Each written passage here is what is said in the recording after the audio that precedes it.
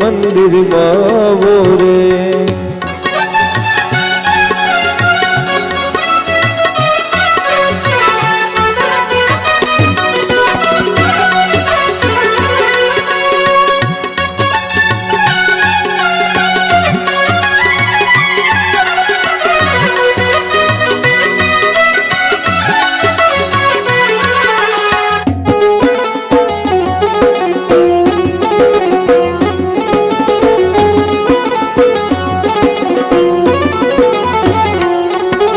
રોજ ઉઠીશું કહું પ્રભુજી એક દિવસ તો આવો રે.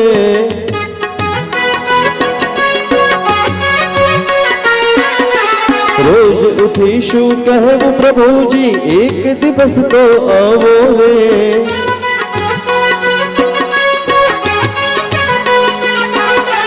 દીન દયાળુ દર્શન આપો અમને શું તલસાવો રે.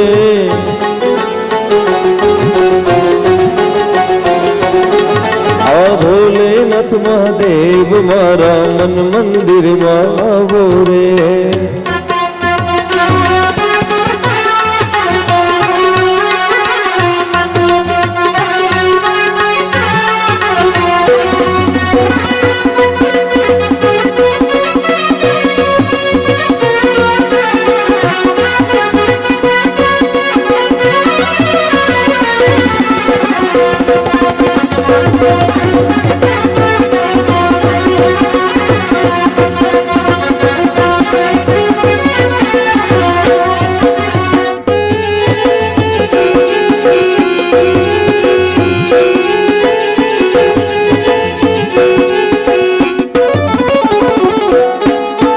શિવ શંકર મારા હૃદયમાં આવો ત્રિવિધ તાપ સમાવો રે.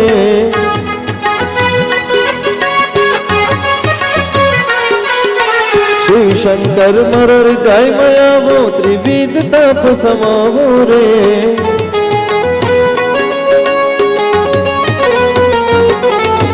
હૈયા હેણો આવ્યો અગણી મારા મનને ભાવો રે.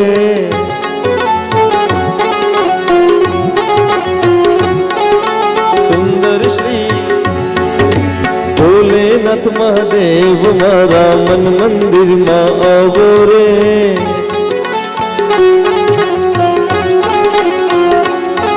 આ અંતર દાજી રહ્યો છે વાલા દર્શનનો દ્યો લાવો રે.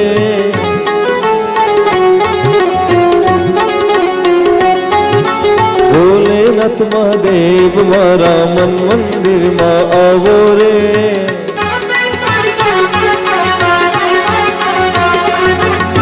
ભોલેનાથ મહાદેવ મારા મન મંદિરમાં આવો રે.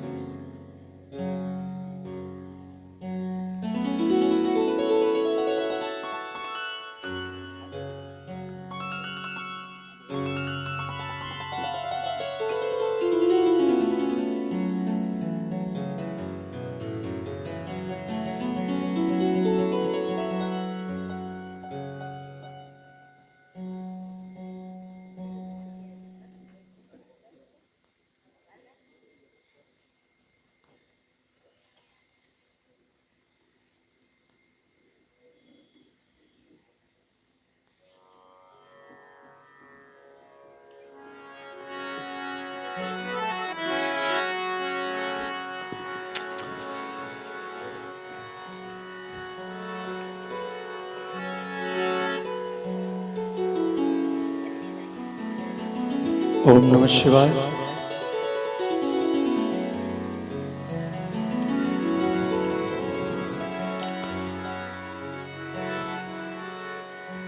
वक्रतुंड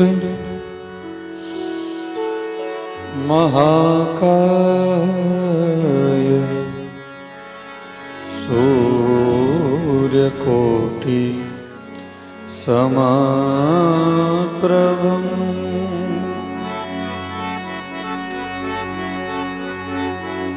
निर्विघ्नं कुरु मे देव सर्वकार्येषु सर्वदा।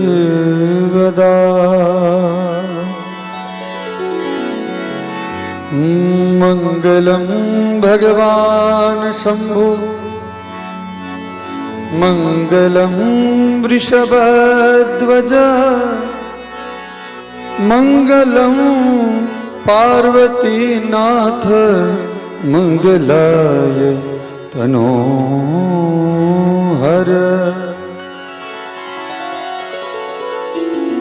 या देवी सर्वभूतेषु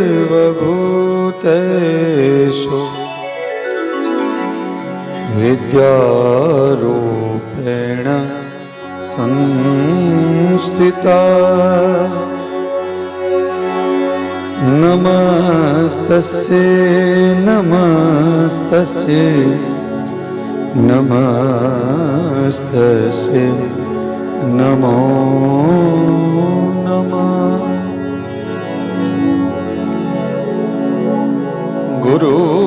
गुरुर्ब्रह्मा गुरुर्विष्णु गुरुर्देवो महेश्वरा गुरुर्साक्षात् परब्रह्म तस्मै श्री गुरुवे नमः। तस्मै श्री गुरुवे नमः। तस्मै श्री गुरुवे नमः।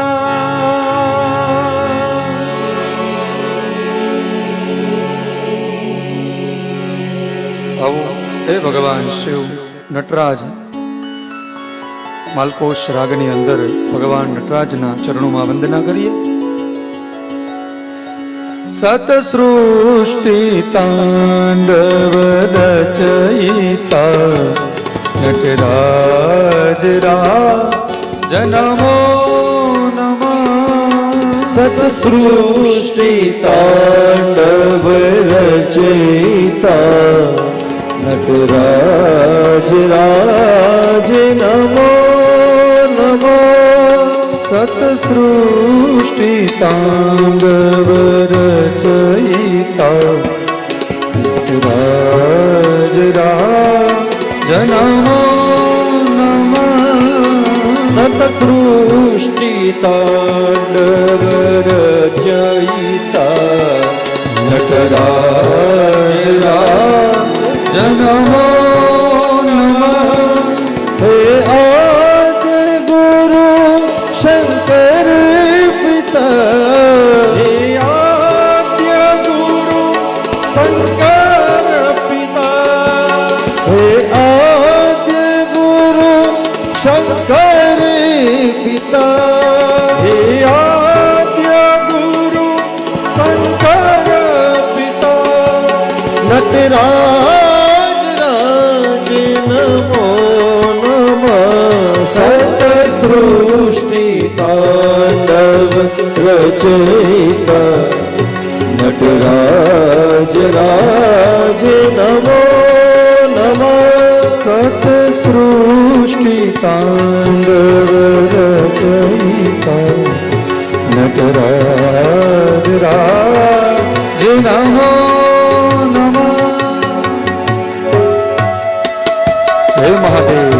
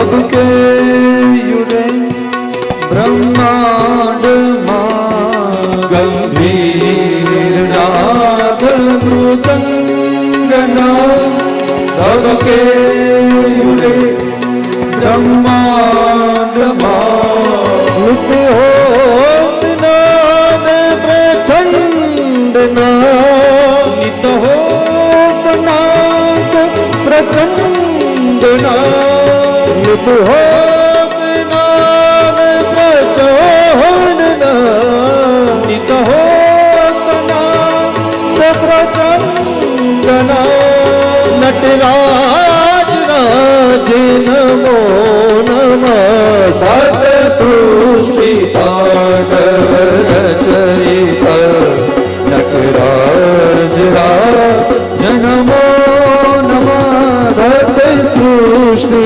तांडव रचयित नटराज राज नमो नमः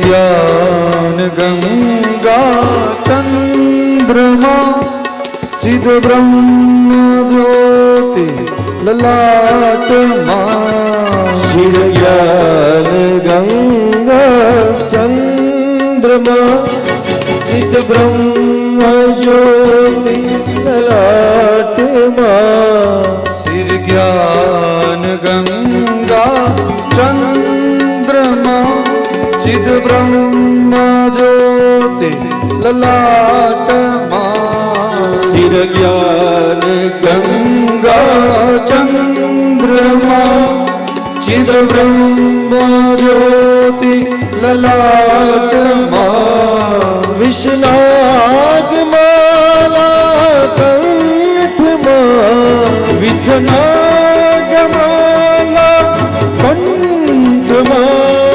विष्णाग माला कंठ विष्णाग माला कंठ नटराज राज नमो नमः सत सृष्टि तांडव रचयित नटराज राज नमो नमः सत सृष्टि तांडव रचयित नटराज राज नमो नमः